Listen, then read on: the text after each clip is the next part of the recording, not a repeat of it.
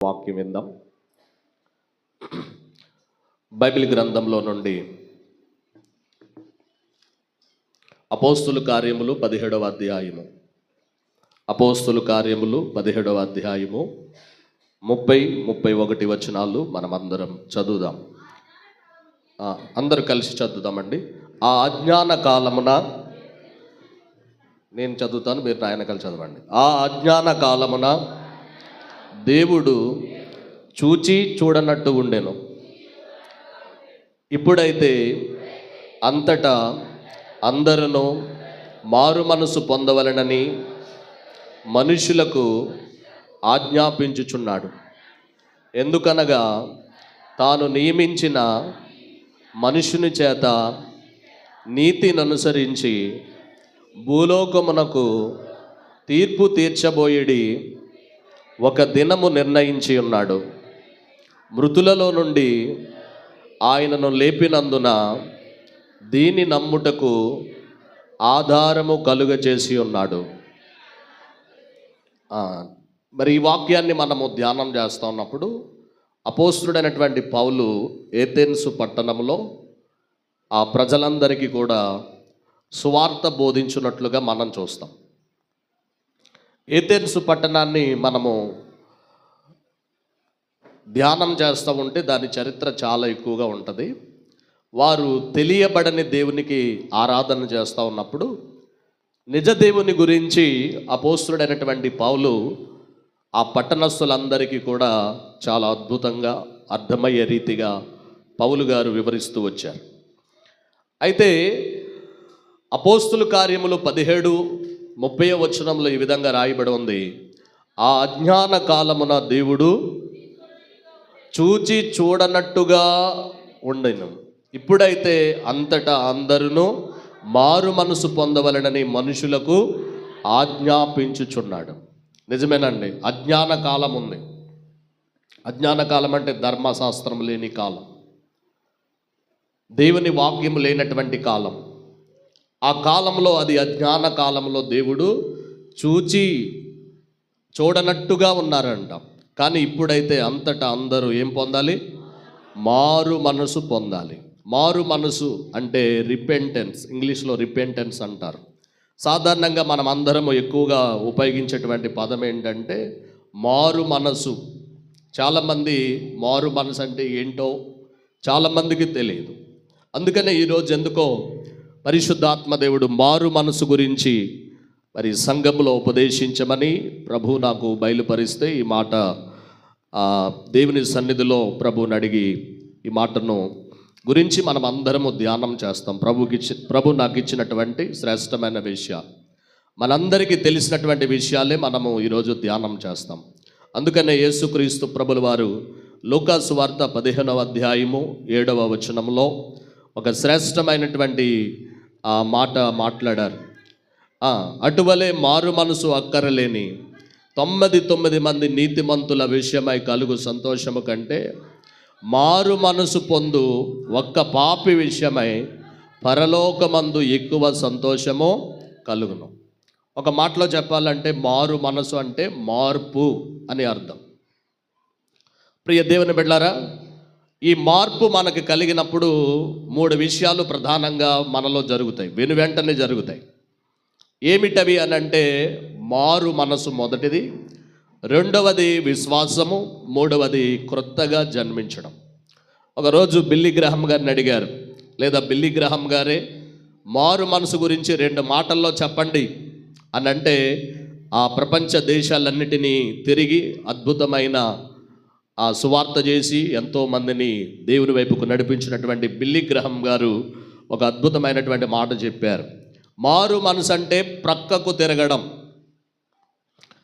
ఆయన చెప్పినటువంటి మాట, మారు మనసు అంటే ప్రక్కకు తిరగడం. ప్రియ దేవుని బిడ్డలారా, పాపము నుండి ప్రక్కకు తిరగడం. ఇంకా చెప్పాలంటే చాలామంది భక్తులు తెలియజేస్తూ వచ్చినటువంటి మాటలు ఏంటంటే డెఫినేషన్, మనసులో మార్పును పొందుట, లేదా నిజమైన పశ్చాత్తాపముతో దేవుని వైపుకు తిరుగుట. ఇవన్నీ కూడా మారు మనసుకు సంబంధించినటువంటి పదాలు. మారు మనసు అనగా అర్థం ఏమిటనంటే మార్పు.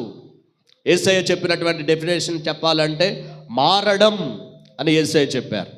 కానీ చాలా నిఘంటువులలో దేవుని వాక్యాన్ని మరి ఈ పదాన్ని గురించి ధ్యానం చేస్తూ ఉంటే కొంతమంది మారు మనసు అంటే దుఃఖిస్తూ ఉంటారు. అలా ఎందుకు చేశాను, అలా చేయకుండా ఉంటే బాగుండు కదా. చాలామంది కొట్టేస్తారు. ఏదైనా సమస్య వచ్చినప్పుడు తిడుతూ ఉంటారు. ఇంటికి వెళ్ళిపోయి వాళ్ళకి చాలా దుఃఖం వస్తుంది. ఎందుకు నేను ఈ మాటలు ఉపయోగించానని బాధపడుతూ ఉంటారు. మారు మనసు అంటే బాధపడడం, దుఃఖించడం కాదు. మారు మనసు అంటే ప్రియ దేవుని బిడ్డలారా, అది ఒక క్రియతో, శక్తితో కూడుకున్నటువంటిది. అందుకనే ఈరోజు దేవుని సన్నిధిలో వాక్యం వింటున్నటువంటి మనమందరము మారు మనసు అంటే బైబిల్ గ్రంథంలో తప్పిపోయినటువంటి కుమారుడిని మనం చూస్తాం. తప్పిపోయినటువంటి కుమారుడు తన తండ్రి ఇంటి నుండి దూరదేశానికి వెళ్ళాడంట. దూరదేశానికి వెళ్ళి ఏ వ్యాపారం చేశాడమ్మా? దుర్వ్యాపారం.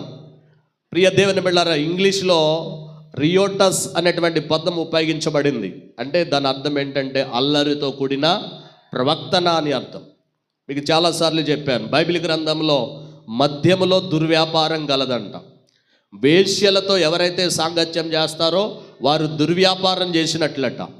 అల్లరితో కూడినటువంటి ఆటపాటలు ఎవరైతే చేస్తారో వాళ్ళందరూ కూడా దుర్వ్యాపారం చేసిన వారని దేవుని యొక్క వాక్యములో మనం చూస్తాం.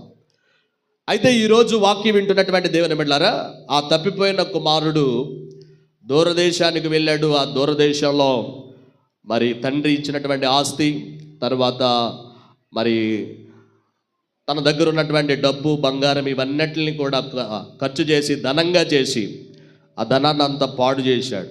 చివరికి ఆ దేశంలో కరువు వచ్చింది. అందరూ విడిచి వెళ్ళిపోయారు. డబ్బున్నప్పుడు చాలామంది వచ్చారు, కానీ డబ్బు లేని తర్వాత అందరూ విడిచి వెళ్ళిపోయారు. ఆ సందర్భంలో మనందరికీ తెలుసు, పందులు మేపడానికి వెళ్ళాడు. అప్పుడు బుద్ధి వచ్చింది. అప్పుడు బుద్ధి వచ్చి ఆయన నా తండ్రి ఇంటికి వెళ్తే ఆయన నన్ను మరి కూలి వాళ్ళలో ఒకరినిగా నన్ను చేర్చుకుని అక్కడ చాలా సమృద్ధి అయినటువంటి ఆహారం ఉన్నది గనుక ఆహారంతో తృప్తి చెందొచ్చు అని కొన్ని మాటలు సిద్ధపరుచుకున్నాడు. మాటలు సిద్ధపరుచుకుని ఎక్కడికి బయలుదేరాడు అంటే తండ్రి ఇంటికి బయలుదేరాడు. ప్రియ దేవుని బిడ్డలారా, గమనించాలి, చాలా అద్భుతమైనటువంటి విషయం ఏంటంటే అతడు చేసినటువంటి పాపము నుండి వైదొలగి అతడు ప్రియ దేవుని బిడ్డలారా తనకి పాపానికి వ్యతిరేక దిశలో ఆ తండ్రి మాట విందామని తిరిగి బయలుదేరుతూ ఉన్నాడు. ఒక మాటలో చెప్పాలంటే మారు మనసు అంటే పాపము నుండి వైదొలగడం.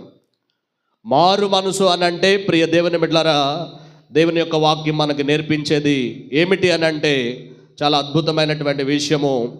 ప్రియ దేవుని బిడ్డలారా, మనం మార్పు చెందడం. కాబట్టి ఈ రోజున వాక్యాన్ని వింటున్నటువంటి దేవుని బిడ్డలారా గమనించాలి, నిజమైన మారు మనసు ఏంటంటే అతడు మాటలు సిద్ధపరుచుకొని తండ్రి దగ్గరకు వచ్చాడు. అది నిజమైన మారు మనసు. అతడు అంటాడు కదా, పరలోకానికి విరోధంగా, నీకు విరోధంగా నేను పాపం చేసి ఉన్నాను. అదండి నిజమైన రిపెంటెన్స్ అంటే. మారు మనసు అంటే ప్రియ దేవుని బిడ్డలారా, ఏదైతే పాపంలో ఉన్నామో ఆ పాపాన్ని విడిచిపెట్టి దేవుని వైపుకు రావడం.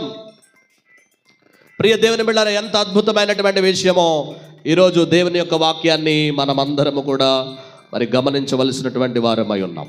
చాలామంది మారు మనసు అని అంటే మరి చాలామంది ఏమనుకుంటున్నారు అని అంటే, చాలామంది ఉద్రేకపూర్వకంగా మీరు అందరూ మీ హృదయాలు ప్రభువుకి సమర్పించండి అంటే ఉద్రేకపూర్వకంగా చేతులు పైకెత్తుతా ఉన్నారు. అందరూ చదవండి. ఎజ్కేలు గ్రంథం 18:30. కాబట్టి ఇశ్రాయేలులారా, ఎవని ప్రవర్తనను బట్టి వారికి శిక్ష విధిస్తానో మనసు త్రిప్పుకొని మీ అక్రమములు మీకు శిక్షా కారణములు కాకుండానట్లు వాటినన్నిటినీ విడిచిపెట్టండి. మీరు జరిగించిన అక్రమ క్రియలన్నిటిని విడిచి నూతన హృదయము నూతన బుద్ధియు తెచ్చుకోండి. ఇశ్రాయేలులారా, మీరెందుకు మరణము నొందుదురు? ఇదే ప్రభువగు యెహోవా వాక్కు. మరణము నొందువాడు మరణమును నొందుటను బట్టి నేను సంతోషించేటువంటి వాడను కాను, కావున మీరు మనసు త్రిప్పుకొనుడి, అప్పుడు మీరు బ్రతుకుతారు. దేవునికి స్తోత్రం చెబుదాం.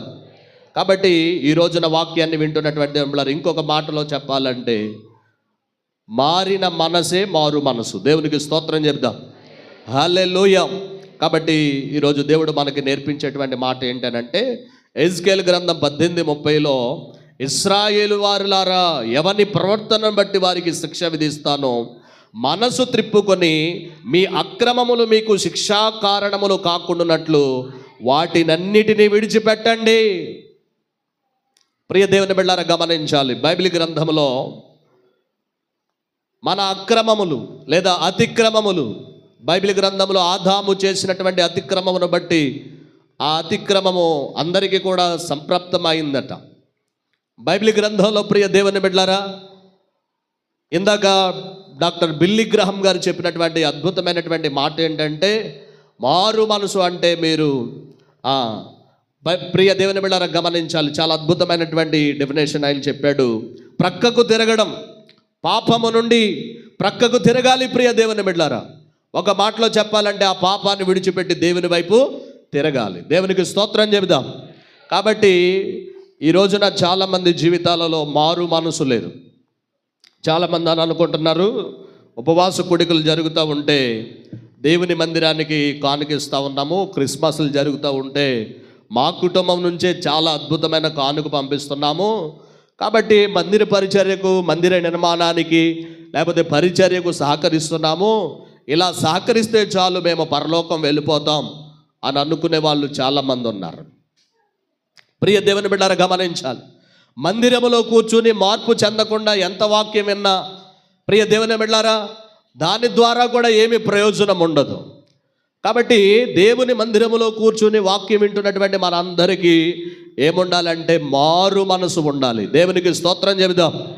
అందుకనే ప్రియ దేవుని బిడ్డలారా, మారు మనసు అక్కరలేని 99 మంది నీతిమంతుల విషయమై కలుగు సంతోషం కంటే ఒక్క పాపి మారు మనసు పొందితే చాలంట పరలోకమంతా కూడా సంతోషం. దేవునికి స్తోత్రం చెబుదాం. కాబట్టి ప్రియ దేవుని బిడ్డలారా, మనమందరము కూడా మారు మనసు కలిగి ఉండాలి. అందుకనే ప్రియ దేవుని బిడ్డలారా, పేతురు కూడా అద్భుతమైనటువంటి సువార్త చెప్పాడు. వీరు మారు మనసు పొంది పాప క్షమాపణ నిమిత్తం ప్రతివారు యేసుక్రీస్తు నామమున బాప్తిసం పొందాలని యేసే చెప్పారు. పరలోక రాజ్యము సమీపించున్నది, మారు మనసు పొంది మీరు సువార్తను నమ్మండి అని. కాబట్టి మరి ఈ రోజున చాలా సువార్త కూడికలు పెడతా ఉన్నాం, సభలు పెడుతున్నాం కదండి. చాలామంది స్పీకర్స్ వస్తూ ఉన్నారు, కానీ చాలామంది యేసయ్య చెప్పినటువంటి ఈ రిపెంటెన్స్ కొరకు, యేసయ్య ఆరంభమైనటువంటి బోధ, యేసయ్య సువార్త బోధించినటువంటి బోధ ఏంటంటే పరలోక రాజ్యము సమీపించి ఉన్నది, మారు మనసు పొందండి అని ఆయన సువార్త ప్రకటిస్తూ వచ్చారు. దేవునికి స్తోత్రం చెబుదాం. ప్రియ దేవుని బిడ్డలారా గమనించాలి, ఈ రోజున మనము ఎందుకు మారు మనసు పొందాలంటే మనము పాపులం కాబట్టి, క్రియల ద్వారా జన్మ ద్వారా పాపులము కాబట్టి మనం మారు మనసు పొందాలి. మనం చేసినటువంటి అతిక్రమములను బట్టి మారు మనసు పొందాలి ప్రియ దేవుని బిడ్డలారా. అందుకనే బైబిల్ గ్రంథాన్ని మనం బాగా పరిశీలన చేస్తే 1 యోహాను రాసినటువంటి పత్రిక 3వ అధ్యాయము 4వ వచనంలో పాపము చేయు ప్రతివాడు ఆజ్ఞను అతిక్రమించును, ఆజ్ఞ అతిక్రమమే పాపము. చూడండి, దేవుని యొక్క అధికారాన్ని ధిక్కరించారు ఆదాము అవ్వలు. అక్కడి నుంచి ప్రియ దేవుని బిడ్డలారా మరి పాపం అందరికీ కూడా సంప్రాప్తమైనట్లుగా దేవుని వాక్యంలో మనం చూస్తాం. రోమిలకు రాసిన పత్రిక 5:12లో ఒక మనుషుని ద్వారా పాపము ద్వారా మరణమును లోకములో ఎలాగూ ప్రవేశించునో అలాగుననే మనుషులందరూ పాపము చేసినందున మరణము అందరికీ సంప్రాప్తమైందంట. దేవునికి స్తోత్రం చెబుదాం. హల్లెలూయా. ప్రియ దేవుని బిడ్డలారా గమనించాలి, అయితే ఈ రోజున వాక్యాన్ని వింటున్నటువంటి మన యొక్క ఆత్మీయ జీవితంలో దేవుడు ద్వేషించే, దేవుడు అసహించే మరి ఏ పాపమైతే మనలో ఉన్నదని మనకు తెలిసి కూడా దాని మీద ఏమాత్రము కూడా మనము చర్య తీసుకోకుండా, పరిశుద్ధాత్మ దేవుడు మనల్ని ఒప్పిస్తూ ఉన్నా ఏమాత్రము కూడా దాని మీద చర్య తీసుకోకుండా మనం ఉన్నామనుకోండి, దేవునికి మనకి సమాధానం ఉండదంట. మనలోనే మనకి సమాధానం ఉండదంట, ఇతరులకు మనకి సమాధానం ఉండదంట. అందుకనే మరి ఈ రోజున ప్రియ దేవుని బిడ్డలారా, మారు మనసు అంటే పూర్తి విధేయతతో దేవునికి మనం సమర్పించుకోవాలి. దేవునికి స్తోత్రం చెబుదాం. అంటే ప్రియ దేవుని బిడ్డలారా, క్రీస్తే కేంద్రంగా ఉండాలి మన జీవితంలో. ఈ రోజున చాలామంది జీవితాలలో ప్రియ దేవుని బిడ్డలారా, ప్రభువుకి అధికారం లేదు. ప్రభు యొక్క అధికారానికి, నాయకత్వానికి చాలామంది లోబడట్లేదు. మారు మనసు పొందినటువంటి వారు ఎలాగుంటారంటే దేవునికి ప్రథమ స్థానం ఇస్తారు. దేవునికి స్తోత్రం. మరి ఈరోజు మనకు మారు మనసు ఉందా లేదా? ఒకసారి మనం ఆలోచన చేసుకోవాలి ప్రియ దేవుని బిడ్డలారా.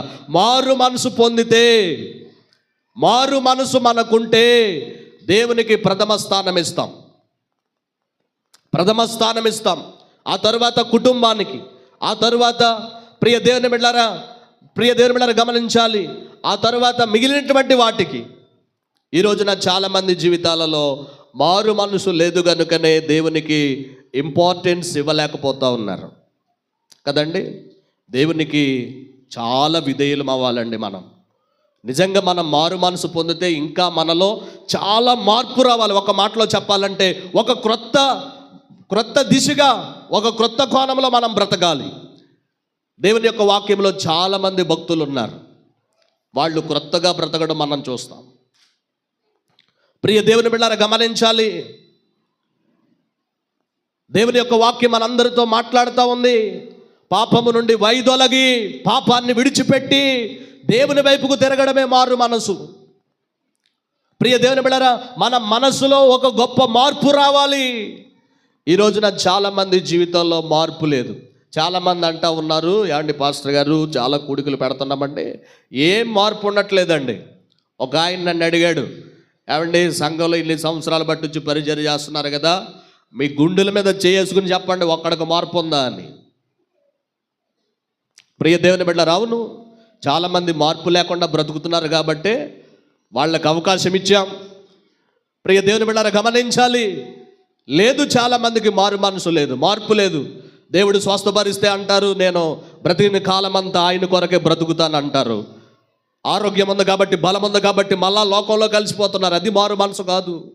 ఉద్రేకంలో దేవుడు మేలు చేశాడని ఇంక ప్రభు కొరకు బ్రతుకుతానని వారు చెప్పినటువంటి ఆ ఉద్రేకపూర్వకమైనటువంటి మాటలు మారు మనసు కాదు. నిజమైనటువంటి మారు మనసు ఏంటో తెలుసండి, ఆ పాపాన్ని విడిచిపెట్టి ఇంకా మరలా దాని వైపు చూడకపోవడమే నిజమైన మారు మనసు. దేవునికి స్తోత్రం చెబుదాం. ఇంకా నీవు చూస్తున్నావంటే నీకు మారు మనసు లేదు, ఇంకా నేను చూస్తున్నానంటే నాకు మారు మనసు లేదు. ప్రియ దేవుని బిడ్డలారా గమనించాలి, మారు మనసు లేనోడు ప్రార్థన, మారు మనసు లేనటువంటి వ్యక్తి యొక్క ప్రార్థన, ఆరాధన దేవుడు అంగీకరించడు. కాబట్టి ప్రియ దేవుని బిడ్డలారా, ఈరోజు దేవుని యొక్క వాక్యం మనందరికీ నేర్పించేది ఏంటంటే మనమందరము నిజమైన మారు మనసు కలిగి ఉండాలి. దేవునికి స్తోత్రం చెబుదాం. నిజంగా పాపాలన్నీ విడిచిపెట్టామండి. కొంతమంది కొన్ని విడిచిపెడతారు, కొన్ని దాచుకుంటారు. అలాగ ఉండకూడదంట. సంపూర్ణంగా మనంతట మనము దేవునికి సమర్పించుకోవాలి.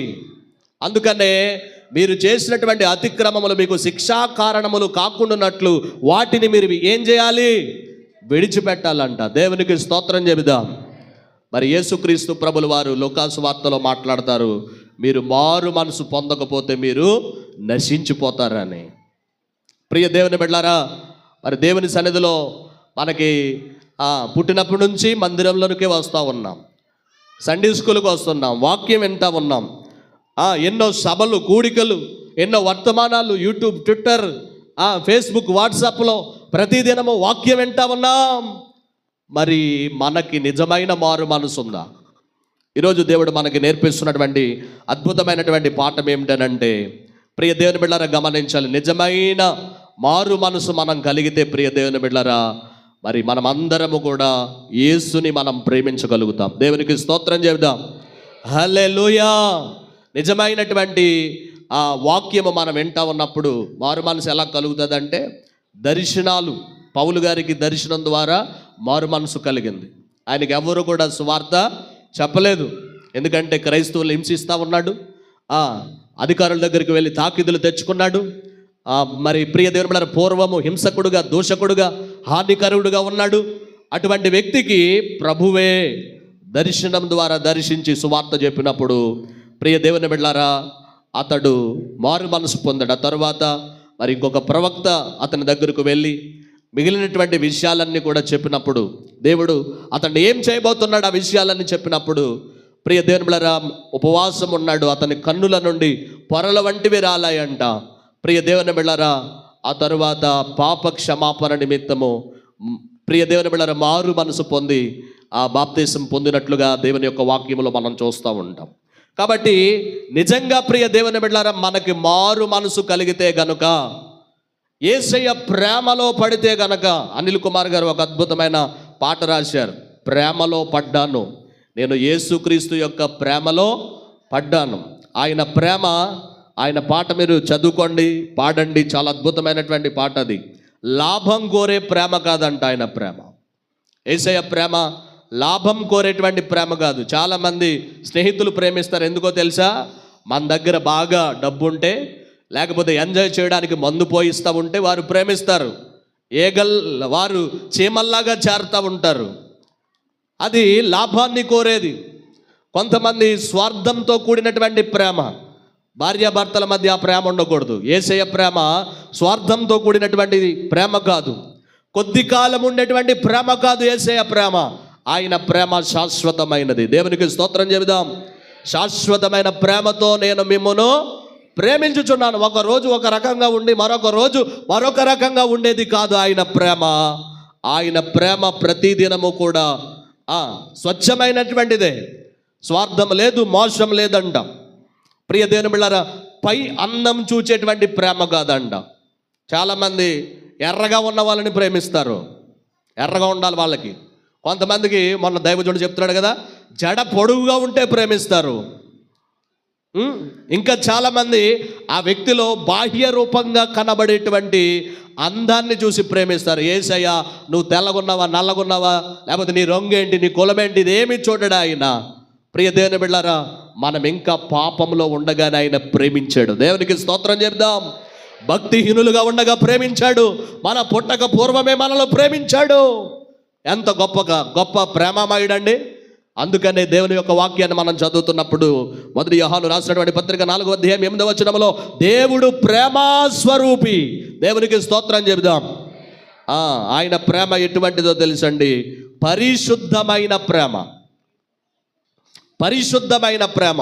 నిజంగా యేసయ్య ప్రేమలో మనం పడితే గనుక దేవుడే ఏదైతే అసహించుకుంటున్నారో, దేవుడు ఏదైతే ద్వేషిస్తున్నారో, ప్రియ దేవుని బిడ్డలారా ఆ పాపాలు మనం చేయలేం.